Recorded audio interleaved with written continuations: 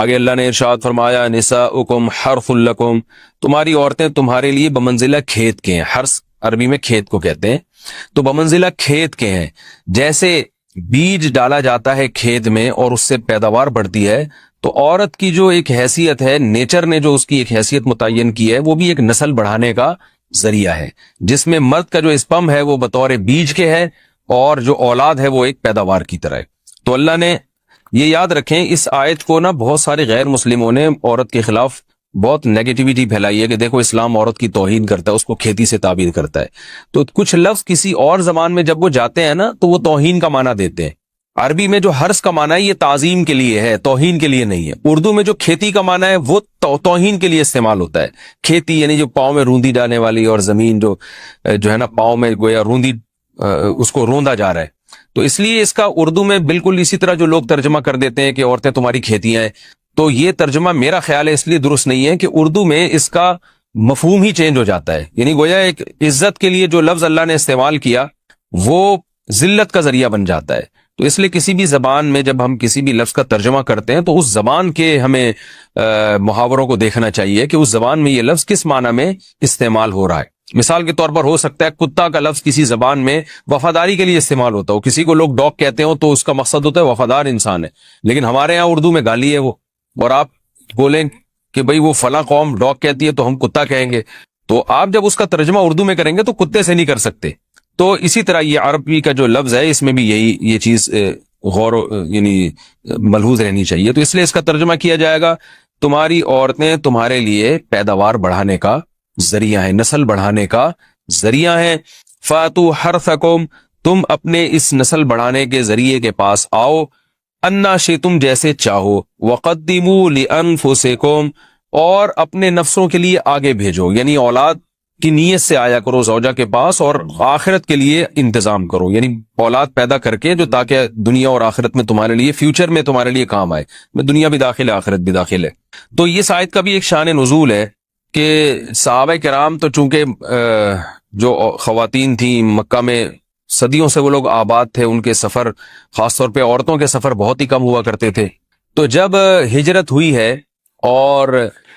جو ہے نا ہجرت کر کے بہت ساری صحابیات مدینہ آئی ہیں، تو مدینہ میں ان کے نکاح دوسری قوموں میں ہوئے، پھر انصار صحابہ سے بھی ہوئے. تو چونکہ تقویٰ تھا ان خواتین میں، للہیت تھی، تو بعض جگہ ایسے واقعات ہوئے کہ میاں بیوی کے جو آپس کا ریلیشن ہوتا ہے، ظاہر ہے وہ ہر قوم میں اور ہر جو ہے نا شخص کا مزاج دوسرے سے مختلف ہوتا ہے. تو بعض مردوں نے اس طرح سے اپنی زوجات کے ساتھ ہم بستری کی کہ ان خواتین کو پھر اشکال ہوا کہ پتہ نہیں اس طرح سے ہم بستری کرنا جائز بھی ہے یا نہیں ہے. تو انہوں نے نبی صلی اللہ علیہ وسلم سے یہ مسئلہ پوچھا کہ یا رسول اللہ، ہمارے شوہر ہمارے پاس اس طرح سے آتے ہیں تو کیا یہ جائز ہے یا نہیں. تو ان کے سوال کو بھی مبہم رکھا گیا اور قرآن نے اس کے جواب کو بھی کنایتاً بیان کیا، کیونکہ مسئلہ بظاہر حیا کے خلاف ہے. تو قرآن جب بھی کوئی ایسی بات ہوتی ہے تو اشارتاً کنایتاً اس کا تذکرہ کر دیتا ہے تاکہ مسئلہ بھی واضح ہو جائے، کیونکہ ظاہر ہے اس کی ضرورت تو قیامت تک آنے والے انسانوں کو پڑ سکتی ہے نا. یہ تو ہر میاں بیوی کا اپنا ایک ذاتی مسئلہ ہوتا ہے کہ ہمیں کس طرح سے پرمیشن ہے، کس طرح سے پرمیشن نہیں ہے. تو اللہ تعالیٰ نے بھی اشارتاً ہی اس حکم کو قرآن میں بیان کر دیا، اور قرآن میں اس لیے بیان کیا کہ تاکہ اس میں کوئی اجتہادی اختلاف کی گنجائش نہ رہے. تو اللہ نے قرآن مجید میں بیان کیا، فرمایا نساؤکم حرث لکم، تمہاری جو ازواج ہیں، تمہاری جو بیویاں ہیں، وہ تمہارے لیے بمنزلہ کھیت ہیں. کھیت کا مطلب کیا ہوتا ہے؟ پیداوار بڑھانے کا ذریعہ. تو اس میں سب سے پہلا مسئلہ تو قرآن نے یہ بیان کر دیا کہ زوجہ سے جو ہم بستری ہے وہ صرف اسی راستے میں جائز ہے جس سے اولاد ہوتی ہے، کیونکہ عورت کو اللہ نے بنایا ہے نسل بڑھانے کے لیے. تو کوئی بھی ایسا ہم بستری کا طریقہ اختیار کرنا جو نسل بڑھانے کا ذریعہ نہ ہو، یعنی وہ نیچرل نہ ہو، تو وہ حرام ہے. تو اس میں اللہ نے یہ حکم دے دیا. تو اس سے صاف یعنی حدیث سے بھی پتہ چلتا ہے اور تمام فقہاء کا اجماع بھی ہے اس آیت کی روشنی میں کہ مسئلہ تھوڑا حیا کے خلاف ہے، لیکن میرا خیال ہے بتانا ضروری ہے کہ پچھلے راستے سے عورت سے ہم بستری کرنا بالکل حرام ہے، ناجائز. اور نبی صلی اللہ علیہ وسلم کی اس پہ بہت شدید لعنت ہے، بہت شدید وعید ہے. تو یہ بالکل اللیگل ہے اسلام میں کہ عورت کے پچھلے راستے سے اس سے ہم بستری کی جائے. جو لوگ لڑکوں سے بدفعلی کے عادی ہوتے ہیں ان کو یہ چسکا لگ جاتا ہے تو یہ حرام ہے، ناجائز ہے، کیونکہ اللہ نے بتا دیا کہ یہ تمہارے لیے بمنزلہ کھیت کے ہیں۔ تو اس میں قرآن نے وہ جو سوال تھا نا اس کی طرف اشارتاً جواب دے دیا، اور آگے فرمایا فاتو حرثکم، تم اپنے کھیت کے پاس آؤ، یعنی پیداوار بڑھانے کا جو ذریعہ ہے اس جگہ کی طرف آؤ، انا شئتم، جیسے چاہو،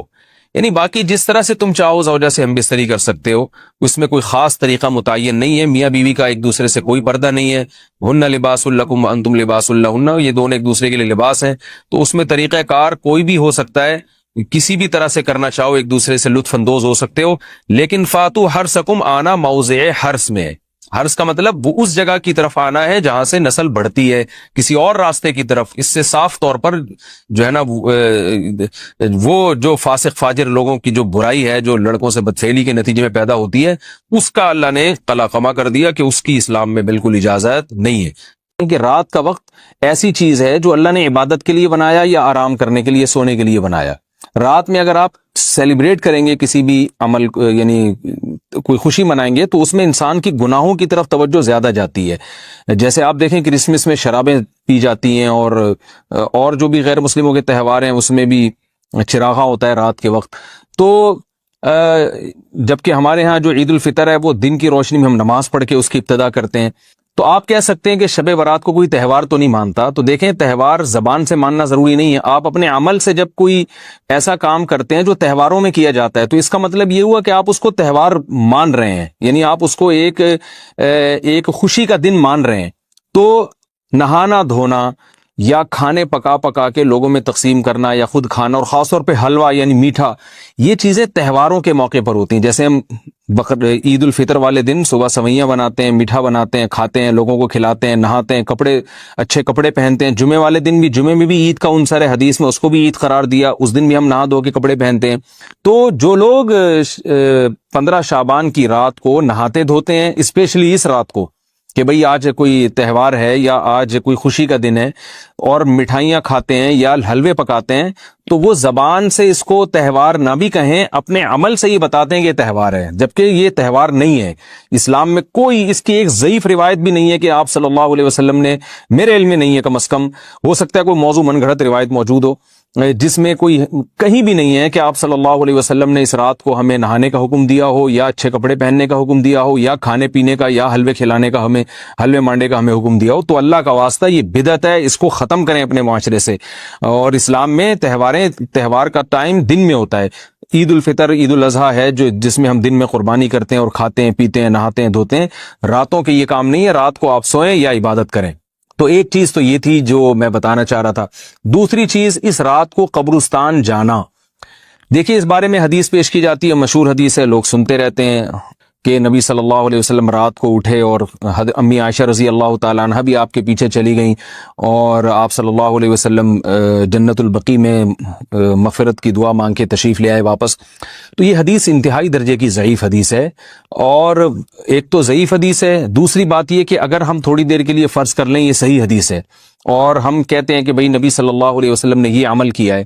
تو صحابہ میں سے کسی سے ضعیف حدیث سے بھی ثابت نہیں ہے کہ کوئی اس رات قبرستان گئے ہوں۔ حضرت ابو بکر کے بارے میں کوئی روایت نہیں ملتی کہ اس رات قبرستان گئے ہوں، حضرت عمر کے بارے میں کوئی روایت نہیں ملتی، یہ کسی ایک صحابی کے بارے میں نہیں۔ تو آپ مجھے بتائیں کہ یہ کیسی سنت ہے کہ جو صحابہ کی سمجھ میں نہیں آئی اور ہماری سمجھ میں آ گئی ہے؟ تو مشرکین مکہ یہ کہا کرتے تھے لو کان خیرا ما سبقونا الیہ، قرآن مجید کی آیت ہے کہ اگر یہ اسلام میں کوئی خیر ہوتی تو یہ صحابہ ہم سے پہل نہ کرتے، یہ صحابہ نے ہم سے پہل کیا ہے، اس کا مطلب ہے یہ اسلام خیر کا کام نہیں ہے۔ تو مشرکین کو صحابہ سے چونکہ نفرت تھی، اس لیے کہتے تھے